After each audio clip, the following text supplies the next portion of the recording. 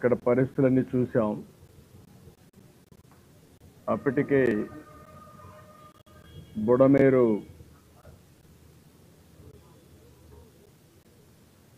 Breaches పడడం, ఆ breaches వల్ల ఆ నీళ్లు కూడా విజయవాడ మీదకి వచ్చే పరిస్థితికి వచ్చింది. దీనివల్ల మొత్తం ఇక్కడుండే ప్రాంతం అంతా కూడా సబ్మెర్జెన్స్ గురయ్యే పరిస్థితి వచ్చింది, ముంపు గురయ్యే పరిస్థితి వచ్చింది. చాలా బాధాకరం. ఏదైతే ఒక పక్కన వర్షాలు ఎక్కువ పడడం, ఇటీవల కాలంలో ఎప్పుడు కూడా ఇంత వర్షం పడలేదు, అంత వర్షం పడింది. ఒకసారి మన చరిత్రలో చూస్తే ఇంత పెద్ద ఇన్ఫ్లోస్ ఒక్కసారి 1998లో వచ్చాయి. తర్వాత ఇప్పుడు వచ్చింది. 1998లో 9,24,000 క్యూసెక్స్ డిశ్చార్జ్ అయింది. యాజ్ ఆన్ నౌ 9 గంటలకి 9,70,000 క్యూసెక్స్ ఆఫ్ వాటర్ డిశ్చార్జ్ అయింది. అప్పటికంటే ఇప్పుడు దగ్గర 50,000 క్యూసెక్స్ ఆఫ్ వాటర్ ఎక్కువ వచ్చింది. ఇది ఇంకా పెరిగే అవకాశం కూడా కనపడుస్తూ ఉంది. ఈరోజు మనం చూసినప్పుడు అన్ని రిజర్వాయర్లు ఫుల్ అయినాయి. అదే సమయంలో ఈరోజు ఊహించిన విధంగా ఈ తుఫాన్ రావడం, ఈ తుఫాన్ వల్ల ఏవైతే తెలంగాణలో ఉండే ఈ యొక్క బుడమేరు ఇలాంటివన్నీ కూడా పెద్ద ఎత్తున అక్కడ వర్షాలు పడడం, ఆ క్యాచ్మెంట్ కూడా వాటర్ అంతా ఇక్కడికి వచ్చే పరిస్థితి వచ్చింది. ఇప్పుడు దీనివల్ల ఇంకా కూడా కొద్దిగా పెరిగే అవకాశాలు ఉన్నాయి. ఇప్పటికే కొన్ని ప్రాంతాలు బాగా ప్రమాదంగా తయారయ్యే పరిస్థితి వచ్చింది. ఇప్పటికే మనం ఒక పక్క చూస్తే ఏదైతే సింగనగర్తో తోడుగా కృష్ణా లంకలో కూడా కొన్ని నీళ్లు వచ్చే పరిస్థితి వచ్చింది. ఇది కాకుండా ఇబ్రహీంపట్నంలో కూడా కొన్ని నీళ్లు వచ్చే పరిస్థితికి వచ్చింది. ఇవన్నీ కూడా చాలా బాధాకరమైన సంఘటన, ఊహించని సంఘటన. అయితే ఇప్పుడు మనం చేయగలిగే దీన్ని సమర్థవంతంగా ఎదుర్కోవడం తప్ప ఇంకొకటి లేదు. ఇందులో రెండు ఉన్నాయి. ఒక పక్క అకాల వర్షాలు, కుంభవృష్టిగా వర్షం పడడం. ఇక్కడ గుంటూరు, విజయవాడలో చరిత్రలో ఎప్పుడూ పడని విధంగా 20 నుంచి 35 సెంటీమీటర్ల వర్షపాతం పడింది. దీనికి తగినట్టు మొత్తం నాగార్ సాగర్ కానీ శ్రీశైలం నుంచి నాగార్ సాగర్, పులిచింతల నీళ్లు విపరీతంగా వస్తున్నాయి. దానికి తోడుగా ఈ మున్నేరు, బుడమేరు ఇవన్నీ కూడా పెద్ద ఎత్తున నీళ్లు వచ్చాయి. అన్నీ కలిపి ఈరోజు ఈ ప్రమాదం వచ్చింది. రెండోది బుడమేరుకి ఏదైతే నేరుగా కొల్లేరుకు పోయే దీంట్లో సరిగా మెయింటైన్ చేయకుండా పోవడం, మెయింటైన్ చేయకుండా పోయి కొన్ని బ్రీచెస్ పడడం, ఆ బ్రీచెస్లో కొల్లేరుకు పోవలసిన నీళ్లు నేరుగా ఈరోజు కృష్ణా ఏదైతే ఈ దీని మీద సిటీకి రావడం, ఇవన్నీ కూడా సింగనగర్కి రావడం. దీనివల్ల దగ్గర 16 వార్డులు సింగనగర్లో దెబ్బతినే పరిస్థితికి వచ్చింది.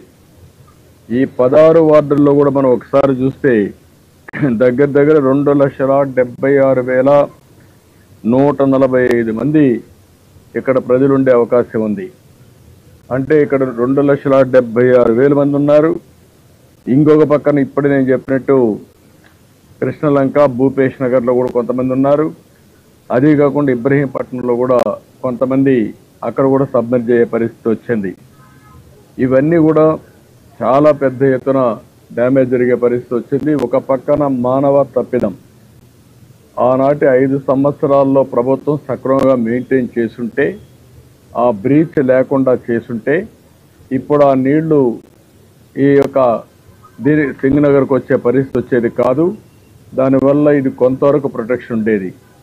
దీనికి అదనంగా చరిత్రలో ఎప్పుడూ పడని వర్షాలు పడడం, ఎప్పుడూ రానని నీళ్లు రావడం, దీనివల్ల కూడా 9,70,000 క్యూసెక్స్ ఆఫ్ వాటర్ అనేది ఒక చరిత్ర. అని నీళ్లు వచ్చే కొందికి ఎక్కడికక్కడ వీక్గా ఉండేది ఎక్కడ, లేకపోతే ఓవర్ఫ్లో కావడం, సబ్మెర్జెన్స్ ఎక్కడ కొంత పల్లపు ప్రాంతాలు ఉంటే సబ్మెర్జెన్స్ కావడం, ఇవన్నీ అయ్యే పరిస్థితికి వచ్చింది. నేను ఇక్కడికి వచ్చినప్పుడు, సింగనగర్కి వచ్చినప్పుడు నేను బోట్లో వెళ్ళాను, లోపలికి వెళ్ళాను, వాళ్ళ కష్టాలు చూశాను. ఆ కష్టాలు చూసిన తర్వాత నాకు అనిపించింది ఇక్కడి నుంచి పోవడం కరెక్ట్ కాదు. ఇక్కడే ఉండి మళ్ళీ వాళ్ళకు న్యాయం జరిగిన తర్వాత వాళ్ళలో ఒక నమ్మకం కలిగించి నేను ఇక్కడి నుంచి వెళ్ళాలనే ఉద్దేశంతోనే నేరుగా కలెక్టరేట్కి వచ్చాను. ఈరోజు రేపు నేను ఇక్కడనే ఉంటా. ఇక్కడి నుంచే నేను వస్తానే హోమ్ మినిస్టర్తో కూడా మాట్లాడాను, అమిత్ షా గారితో మాట్లాడాను, మొత్తం సిచ్యువేషన్ అంతా బ్రీఫ్ చేశాను. ఇమ్మీడియట్గా ఆయన హోమ్ సెక్రటరీకి ఆదేశాలు ఇచ్చారు. 10 ఎన్డీఆర్ఎఫ్ టీములు పంపిస్తున్నారు. 10 ఎన్డీఆర్ఎఫ్ టీములు వస్తున్నాయి. ఈరోజు కొన్ని అయితే మిడ్ నైట్కి వస్తాయి. ఒక 4 బోట్లు వస్తాయి. దగ్గర 4 కలిపి ఇంకొక పక్కన రేపు 6 టీంలు వస్తున్నాయి. అన్నీ కలిపి మనం చూస్తే ఒక 40 బోట్లని, ఒక 10 ఎన్డీఆర్ఎఫ్ టీములు పంపిస్తున్నారు. ఇవి కాకుండా ఒక 6 హెలికాప్టర్లు పంపిస్తున్నారు. ఒకవేళ హెలికాప్టర్లు కూడా వస్తే ఎక్కడికక్కడ ఎయిర్ లిఫ్టింగ్ చేయడం, ఫుడ్ ఇవన్నీ చేయడం. రెండోది ఎవరన్నా ఎవాక్యువేషన్ చేయాల్సి వస్తే అర్జెంట్ అయితే వాళ్ళని కూడా తీసుకొచ్చి సురక్షితమైన ప్రాంతాల్లో పెట్టడానికి ఉపయోగపడుతుంది. ఇది కేంద్రం నుంచి మనం అడిగిన వెంటనే వాళ్ళు సహాయం చేసే పరిస్థితికి వచ్చారు. ఇదే సమయంలో మీరు ఒకసారి చూస్తే దీన్ని ఏదైతే ఒక వార్ ఫుట్టింగ్లో చేస్తే తప్ప ఈ సమస్య పరిష్కారం కాదు. ఈరోజైతే మధ్యాహ్నం నుంచి చాలా అవస్థపడుతున్నారు నీళ్ళు వచ్చిన తర్వాత. కానీ రాత్రి అయింది. నేను వచ్చిన తర్వాత హోటల్ అసోసియేషన్స్ అందరిని పిలిచాం. అదే మరిగా ఏదైతే అన్నా క్యాంటీన్లో ప్రిపేర్ చేస్తే వాళ్ళని కూడా పిలిపించాం. అదే సమయంలో కలెక్టర్ గారు కొంత ఆదేశాలు ఇచ్చి కొంత ఫుడ్ ప్రిపేర్ చేశారు. ఇప్పుడు మన దగ్గరుండే బోట్లన్నీ కూడా కొన్ని పవర్ బోట్లు ఉన్నాయి, కొన్ని మాన్యువల్ బోట్లు ఉన్నాయి. ఇప్పుడు రాత్రికంతా తీసుకుని ప్రతి ఒక్కరికి ఫుడ్ పాకెట్స్ అందించడం, మంచినీళ్ళు అందించడం, ఒక 1/2 లీటర్ మిల్క్ అందించడం, క్యాండిల్స్ కానీ అదే మరి కొన్ని బిస్కెట్స్ కానీ ఇవన్నీ కూడా అందించడానికి సిద్ధం చేశాం. ఇప్పుడు అన్నీ సిద్ధం చేసి వెహికల్స్ పంపించి ఇవన్నీ కూడా సుజావుగా వారి జరిగే విధంగా చేరే విధంగా ఆలోచిస్తున్నాం. ఇక్కడ డేటా అంతా నేను కలెక్ట్ చేస్తే ఇక్కడనే సింగనగర్ ఏరియాలో 16 వార్డ్స్లో మొత్తం కార్పొరేషన్ డివిజన్లో మీరు చూస్తే 95,532 కుటుంబాలు ఉన్నాయి. 2,76,000 మంది జనాభాకి 95,532 కుటుంబాలు ఉన్నాయి. ఇందులో 82,579 ఫోన్లు కూడా ఉన్నాయి. 12,953 మంది ఫోన్లు కూడా లేకుండా ఉన్నాయి. ఆ డేటా అంతా తీసుకున్నాం. ఆ డేటా అంతా తీసుకుని మొత్తం రాష్ట్రంలో ఉండే ఆఫీసర్స్ అందరినీ కూడా రమ్మన్నాను. ఒక ఎమర్జెన్సీ ఉన్నప్పుడు ప్రత్యేకంగా ప్రతి ఒక్కరు ఇక్కడ పనిచేయాల్సిన అవసరం ఉంది. ఆ పనిచేయడం కోసం దగ్గర మాకు 16 డివిజన్స్ ఉన్నాయి, 77 సచివాలయాలు ఉన్నాయి. ఒక్కొక్క డివిజన్కి ఒక సీనియర్ ఆఫీసర్ని పెట్టి, ఒక్కొక్క సచివాలయానికి ఒక జూనియర్ ఆఫీసర్ని పెట్టి టోటల్గా ఇది రికవర్ అయ్యే వరకు ఎప్పటికప్పుడు వాళ్ళతో అనుసంధానం చేసుకుంటూ అవసరమైతే ప్రజలతో కూడా మాట్లాడి వాళ్ళకు న్యాయం చేసిన తర్వాతనే ఇక్కడి నుంచి వెళ్తాం. దానికోసం ఒక కార్యక్రమాన్ని తయారు చేశాను. ఇది అవుతానే అందరితో కూడా మేము కూర్చుంటున్నాం. మేము కూర్చొని మళ్ళీ రాత్రికి నేను వెళ్తాను. ఆ పేర్లన్నీ కూడా మేము మీకు రిలీజ్ చేస్తాం. ఆ పేర్లన్నీ మీకు రిలీజ్ చేసి మీకు ఇస్తాం ఆ నేమ్స్ అన్ని. దానికంటే ముఖ్యంగా ఈరోజు ఒక ప్రధానమైన బాధ్యతగా తీసుకున్నాం. చాలామంది చాలా ఇబ్బందుల్లో ఉన్నారు. కొంతమంది అయితే చాలా దిగులు పడే పరిస్థితికి వచ్చారు. ఎప్పుడూ రాని కష్టాన్ని చూసే పరిస్థితికి వచ్చారు. అన్నీ కూడా ఫస్ట్ ఫ్లోర్లో ఉండే వాళ్ళందరూ కూడా ముంపు గురయ్యారు. వీళ్ళందరూ ఫస్ట్ ఫ్లోర్కి కానీ సెకండ్ ఫ్లోర్కి వెళ్ళిపోయారు. గ్రౌండ్ ఫ్లోర్ అంతా దెబ్బతిన్నారు. నీళ్లు కూడా అప్పటి నుంచి అట్లనే ఉన్నాయి. కొంతమంది చిన్న పిల్లలు ఉన్నారు, కొంతమంది ముసలి వాళ్ళు ఉన్నారు, కొంతమందికి మెడిసిన్స్ అందాల్సిన అవసరం ఉంది, కొంతమందికి నీళ్లు కూడా దొరకలేదు, భోజనం లేదని బాధపడే పరిస్థితికి వచ్చారు. ఒక్కోసారి ఒక విపత్కరమైన పరిస్థితి వచ్చినప్పుడు కొన్ని ఇబ్బందులు వస్తాయి. ఏదో ఒక 100 కుటుంబాలు 200 కుటుంబాలు అయితే ఇమీడియట్గా చేయగలుగుతాం, కానీ 1,00,000 కుటుంబాలు, ఇంకా ఈ కుటుంబాల సంఖ్య పెరిగే పరిస్థితిలో ఉంది. దీన్ని లార్జ్ స్కేల్లో అడ్రస్ చేయాల్సిన అవసరం ఉంది. సర్వశక్తులు పడతాం, అడ్మినిస్ట్రేషన్ మొత్తం అప్రమత్తం చేస్తాం. ప్రభుత్వానికి ఉండే విస్తృతమైన అధికారులను ఉపయోగించి సమర్థవంతంగా ప్రతి ఒక్కరికి న్యాయం జరిగే వరకు రాత్రి కూడా లెక్క చేయకుండా రాత్రుల్లో పనిచేస్తాం. పనిచేసి అన్ని విధాలు ఆదుకోవడానికి మేము ప్రయత్నం చేస్తున్నాం. రాత్రికంతా నేను ఇక్కడనే ఉంటా, సూపర్వైజ్ చేస్తా, మళ్ళీ ఒకసారి వెళ్ళి అన్ని పరిశీలిస్తా. అవసరమైతే వాళ్ళకు ఒక మనోధైర్యాన్ని నింపుతాం. అదే సమయంలో వాళ్ళని అన్ని విధాలా ఆదుకోవడానికి ఎన్ని చర్యలు తీసుకోవాలో అన్ని చర్యలు తీసుకొని వాళ్ళకు అండగా నిలబడుకుంటాం. అందుకని ఇవన్నీ కూడా నేనే ఈరోజు సిఎస్ గారు ఇక్కడే ఉన్నారు, డీజీ గారు ఉన్నారు, అందరం కూడా కూర్చొని పెట్టి ఒక యాక్షన్ ప్లాన్, ఏదైతే ఇంత పెద్ద ఎత్తున విపత్తు వచ్చినప్పుడు అదే స్ఫూర్తితో మేమందరం కూడా పనిచేస్తే తప్ప లాస్ట్ మైల్లో ఉండే వారికి న్యాయం జరగదు. ఆ న్యాయం చేయడం కోసమే ఇప్పుడు మేము కూర్చున్నాం. ఎప్పటికప్పుడు స్టడీ చేస్తాం. ఇంకా అవసరమైతే వేరే ప్రాంతాల్లో కూడా ఫుడ్ తయారు చేసి అవి కూడా తీసుకొస్తాం. ఎన్ని విధాల వాళ్ళకి చేర్చాలను, ఎందుకంటే ఎప్పటి లోపల ఈ బుడమేరు నీళ్లు తగ్గుతాయో మనకు తెలియదు. రేపు మధ్యాహ్నం కావచ్చు, రాత్రి కావచ్చు, ఎల్లుండి కావచ్చు, అన్నిటికీ మనం ప్రిపేర్ కావాలి. ప్రిపేర్ అయ్యి అక్కడ ఉండేవాళ్ళకి ఏమాత్రం ఇబ్బంది లేకుండా వాళ్ళని ఆదుకోవడానికి, కష్టాల్లో ఉండేవాళ్ళకి నమ్మకం కల్పించి వాళ్ళని అన్ని విధాలు ఆదుకుంటాం. ఆ కార్యక్రమంలోనే నేనున్నా. ఇక్కడ మీకు ఏదైనా డౌట్స్ కానీ, ఇప్పుడు ఇది అయిన తర్వాత మేము ఆఫీసర్స్ అంతా రివ్యూ చేసుకొని రోల్ క్లారిటీ ఇచ్చిన తర్వాత, ఎందుకంటే కన్ఫ్యూజన్ లేకుండా ఎవరేం చేయాలనో చాలా స్పష్టమైన రోల్ క్లారిటీ ఇస్తాం.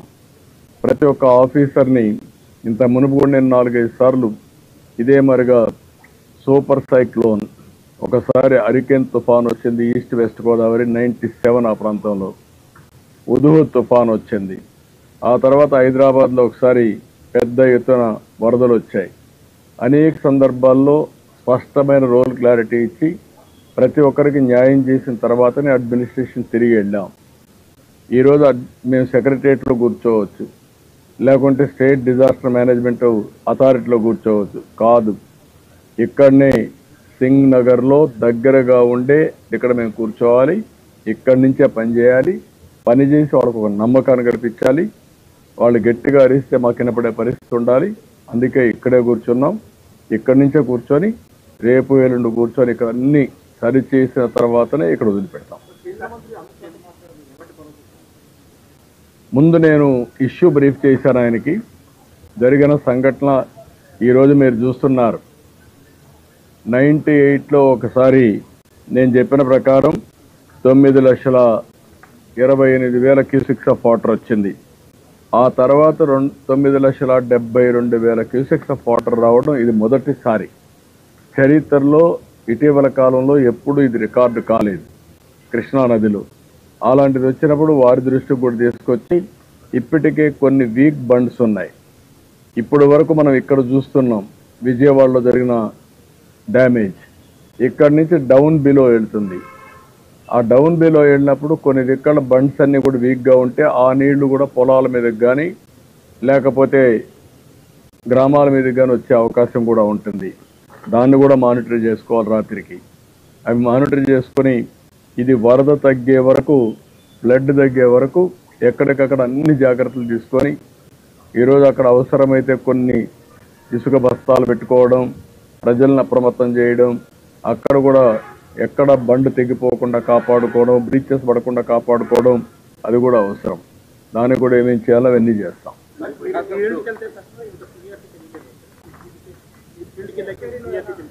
అంటే వచ్చినటువంటి ఇది ఆల్ ఆఫ్ ఎ సడన్ ఆ నీళ్లు కూడా యాడ్ అయినాయి. బుడమేరు ఎప్పుడు ఇంపల్సివ్గా వస్తుంది.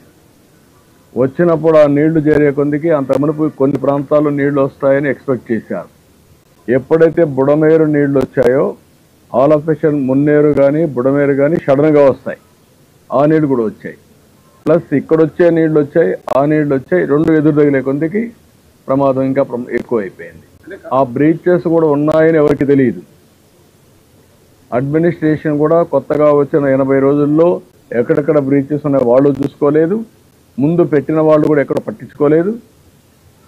అన్నీ కలిపే కొద్దికి ఈ ప్రమాదం వచ్చే పరిస్థితి వచ్చింది. ఆ అవుట్లెట్ కూడా 4000 క్యూసెక్స్కే ఉంది. అక్కడ అల్టిమేట్గా ఉండే అవుట్లెట్ 4000 క్యూసెక్స్కి ఉంది. ఇక్కడ 10,000 వచ్చే కొద్దికి ఆ నీళ్లు అక్కడ కూడా పోయే పరిస్థితి లేదు. ఆ సమస్యలు కూడా వచ్చాయి. ఇప్పుడు ఆర్ఆర్పేటలో అదే పరిస్థితి ఉంది, మిల్క్ ప్రాజెక్టులో అదే పరిస్థితి ఉంది, ప్లస్ ప్రకాశం డౌన్ స్ట్రీమ్లో కూడా ఇప్పుడు మొత్తం కూడా ముంపు అవుతుంది. అప్ స్ట్రీమ్లో మీరు ఇందాక అన్నట్టు ప్రేమపట్నం కానీ కుర్చంపూడి కానీ కర్రీ కానీ మొత్తం కూడా ఇప్పుడు అన్ని జలదిక్కుందాం అన్నింటి మీద. అందుకనే వాట్ ఐఎమ్ సేయింగ్, నేను అందుకనే ఒక్క ప్రాంతమే కాకుండా సింగ్ నగర్కు ప్రారంభమైంది. అక్కడి నుంచి ఇప్పుడు కూడా నీళ్లు పెరుగుతున్నాయి. పెరిగినప్పుడు వల్నరబుల్ ప్లేసెస్ ఎక్కడైతే ఉన్నాయో అవంతా కూడా మీరు చెప్పినట్టు కృష్ణలంక, ఇబ్రహీంపట్నం ఇలాంటి ప్రాంతాలు కూడా వచ్చే ప్రమాదం ఉంది. వచ్చాయి. ఇది ఇంకా రాత్రికి రేపటికి పెరిగే ప్రమాదం ఉంది. అన్నీ కూడా అందుకనే వార్ ఫుటింగ్లో సర్వశక్తులు వడ్డీ ఏమేం చేయాలో చేయడం కోసం ప్రయత్నం చేస్తున్నాం. అన్ని చర్యలు తీసుకుంటాం.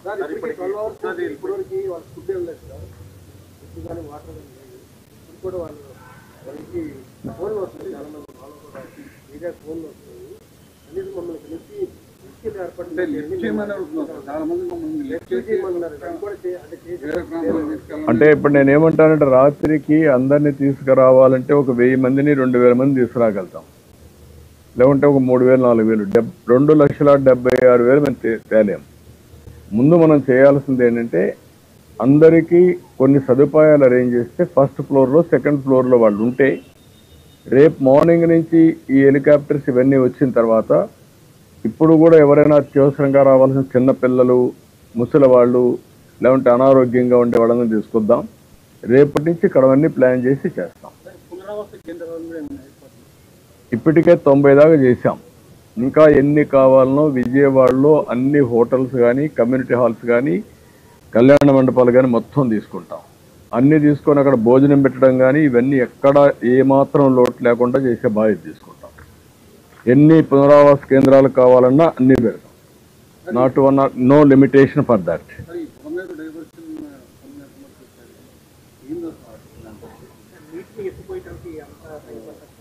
మరి ఇప్పుడు ప్రస్తుతానికి బుడమేరు ఆ బ్రీచెస్ క్లోజ్ చేయడానికి కూడా రాత్రి లైట్లు పెట్టి అక్కడ వర్క్ కూడా స్టార్ట్ చేశాం.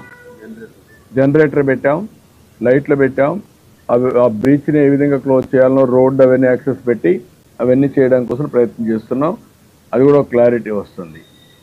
ఒక పక్క బుడమేరుని బ్రీచ్ క్లోజ్ చేయడం, పైన నుంచి వచ్చే వాటరు ఇంకొన్ని ప్రాంతాలకు స్ప్రెడ్ అయింది. ఇప్పుడు ఈ నీళ్లు బ్యాక్ కొట్టే కొద్దికి ఇబ్రహీంపట్నంకి వెళ్ళాయి. ఇక్కడ కట్టినటువంటి వాల్ ఏదైతే ఉందో ఆ వాల్ కూడా స్వీప్ చేసి వచ్చి కృష్ణలంకకు వచ్చే పరిస్థితికి వచ్చాయి. ఇవన్నీ కూడా టెక్నికల్గా అనలైజ్ చేసుకొని ఇవన్నీ పునరావృతం కాకుండా ఉండాలంటే ఏం చేయాలనో అవన్నీ భవిష్యత్తుకు తయారు చేసుకుంటాం. కానీ ఫస్ట్ మేము చేయాల్సింది ప్రజల్ని కాపాడడం, వాళ్ళ భద్రతకు భరోసా ఇవ్వడం, వాళ్ళకి ఇమ్మీడియట్గా రిలీఫ్ ఇవ్వడం, వాళ్ళని సేఫ్ ప్లేస్లో తీసుకురావడం, వాళ్ళకి జరిగిన నష్టాన్ని భర్తీ చేయడం ఇవి ప్రధాన లక్ష్యాలు.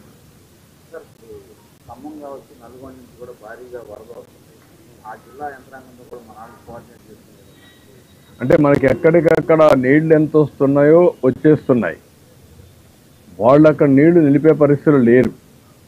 ఎక్కడైతే వర్షం పడిందో ఆ వర్షం అంతా మున్నేరుకు వస్తుంది, లేకపోతే ఇక్కడికి వచ్చే కొద్దికి బుడమేరుకు వచ్చేస్తుంది. అవన్నీ వచ్చేస్తాయి. వచ్చినప్పుడు దాన్ని మనం కూడా శ్రీశైలం, నాగార్జునసాగర్, పులిచింతల ఏమాత్రమైనా హోల్డ్ చేయగలిగితే అవి కూడా ఆలోచిస్తున్నాం. నేను మధ్యాహ్నం కూడా మీకు చెప్పాను, పులిచింతల నుంచి 6 గంటలు ఇక్కడ రావడానికి పడుతుంది. పులిచింతల్లో కొంత వాటర్ కట్ చేసాం.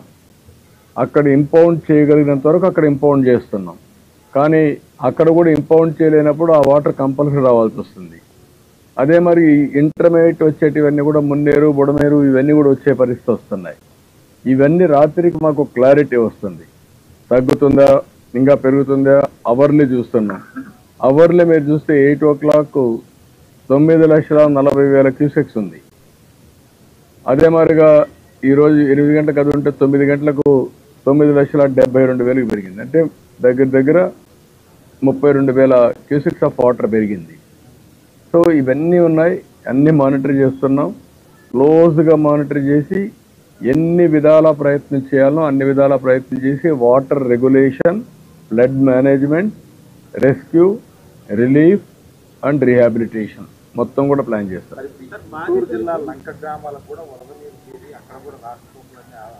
ఉన్నాయి, ఆ ప్రాబ్లమ్స్ కూడా వస్తున్నాయి. దానికి కూడా అందుకే రేపు హెలికాప్టర్స్ అన్నీ వస్తే ఎక్కడెక్కడ అవసరమో డిప్లాయ్ చేసుకుంటాం. వాళ్ళకు కూడా ఏమేం చేయాలో అన్ని వర్కౌట్ చేస్తాం.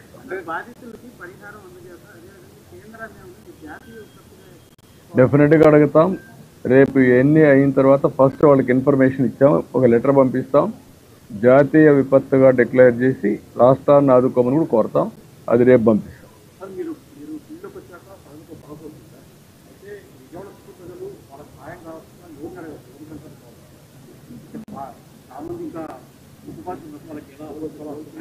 అంటే మీ కాల్ సెంటరు నేను 2 నెంబర్లు పెట్టాము call centre.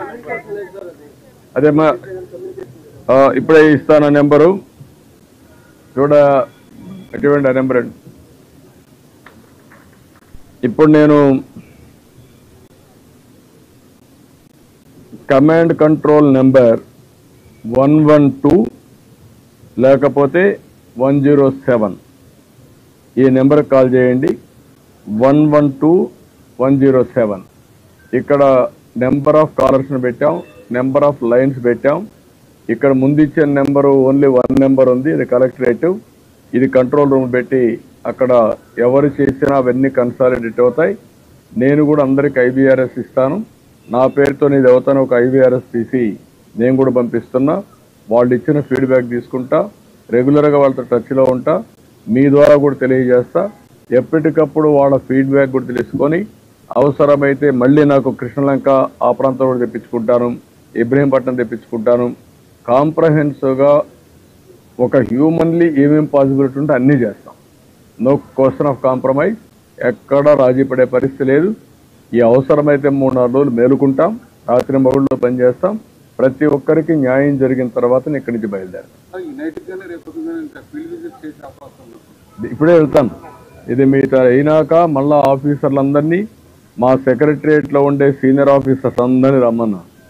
All IAS officers, secretaries అందరూ, సీనియర్ సెక్రటరీస్ కూడా ఒక్కొక్క సచివాలయం తీసుకుని మానిటర్ చేస్తాం. మేమేదో పెత్తనం చేయడానికి లేము, మేము ప్రజలకు సేవకులుగా ఉంటాం. వాళ్ళకు న్యాయం జరిగే వరకు ఇక్కడే ఉంటాం. లాస్ట్ టైం కూడా నేను హరికేన్ తుఫాన్ వచ్చినప్పుడు రాజమండ్రిని RDO ఆఫీస్ని సెక్రటరీ చేసుకొని 10 రోజులు అక్కడే ఉన్నా నేను. అదే మరిగా విశాఖపట్నంలో కలెక్టరేట్ని సెక్రటరీగా చేసుకొని అక్కడే ఉన్నా. కష్టాలు వచ్చినప్పుడు ఏమాత్రం కూడా అజాగ్రత్త వహించకుండా పూర్తిగా బాధ్యత తీసుకొని పనిచేస్తాం, అన్ని సెట్ చేస్తాం.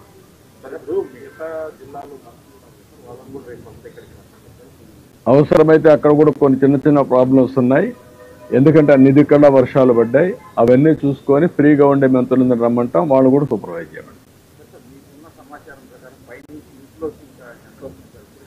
అంటే శ్రీశైలం, జూరాల అవి కొంత, ఆల్మట్టి అవి కొంత తగ్గాయి. అయితే శ్రీశైలం నుంచి నాగార్జున సాగర్కి వచ్చేవి కూడా తగ్గుతున్నాయి. నాగార్జున సాగర్ మళ్ళా పులిచింతల నుంచి కిందికి వచ్చే డౌన్ స్ట్రీమ్లో ఎక్కువ వస్తున్నాయి. అక్కడే మనకి ప్రాబ్లం. మున్నేరు, బుడమేరు, లేకుంటే వైరా, అక్కడ ఇంకొక ప్రాజెక్ట్ కూడా ఉంది, కట్లేరు, అవన్నీ ఉన్నాయి. ఇవి ఎక్కువ వచ్చాయి. అది కూడా నిన్న పడిన వర్షం శ్రీకాకుళంలో, కళింగపట్నంలో క్రాస్ అయినా అక్కడ వర్షం పడకుండా నేరుగా డైరెక్షన్ మొత్తం నల్గొండ, ఖమ్మానికి వెళ్ళిపోయింది. అక్కడ పడిన వర్షపు నీరుని ఇక్కడికి వచ్చాయి. మళ్ళా మొన్నే అతలాకుతలం చేసింది గుంటూరు కృష్ణా జిల్లాని, ఇప్పుడు అదనంగా పైన పడ్డాయి. అప్పుడు మొత్తం ఈ యొక్క క్యాచ్మెంట్ ఏరియాలో ఈ ప్రాంతంలో పడి మొత్తం దెబ్బతిన్నాం. పైన పడే కొందికి ఆ నీళ్ళు కూడా కిందికి వచ్చాయి. రెండు విధాలు. అదే శ్రీకాకుళంలో వర్షం పడి ఉంటే ఇంత ప్రమాదం వచ్చేది కాదేమో. అక్కడ గాలి లేదు, వర్షం లేదు. ఓసారి డెస్టినీ కొన్ని ఇబ్బందులు వస్తాయి. ఆ ఇబ్బందులు సమర్థవంతంగా ఎదుర్కోవడం తప్ప వేరే మార్గం లేదు. ఏం చేయాలో అన్ని చర్యలు చేస్తాం. Will act it. ఇంకోటి ప్రజలు ఒక ప్యానిక్ సిచ్యువేషన్ ఉంది. రేపు అంటే అమావాస్య కారణంగా ప్రభుత్వం ఈ వాటర్ని రిసీవ్ చేసుకోగా ఎదుర్కొనే అవకాశం ఉంది. ముందే రిసీవ్ చేసుకో కూడా మళ్ళీ ఎవరి దగ్గర మళ్ళీ ఎదుర్కొనే అవకాశం ఉంది. దాంట్లో నందిగామ అంటే నందిగామకు సంబంధం లే కదా. అది మరి ముందే మొత్తం హైవే మీదకి వచ్చేసి ఒకవేళ వచ్చినా కూడా సముద్రం నుంచి కిందికి వస్తే ప్రకాశం బ్యారేజ్ కిందన కదా ఇవన్నీ.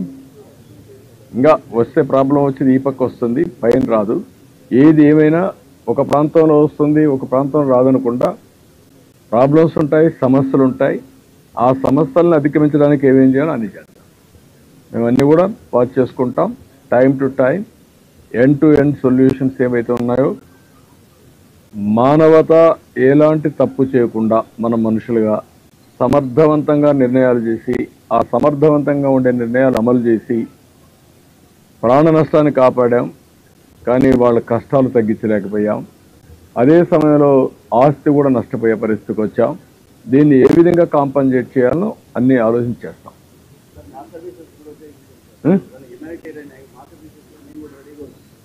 అందరం కలిసి చేయాల్సిన అవసరం ఉంది. ఇప్పుడు ఒకరి మీద ఒకరు ఇది చేసుకోవడం కాదు.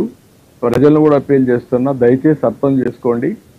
ఇది ఒక విధంగా మేము వచ్చిన 80 రోజుల్లో ఇది రావడం అనేది మొన్నటి వరకు ఆనందపడ్డాం.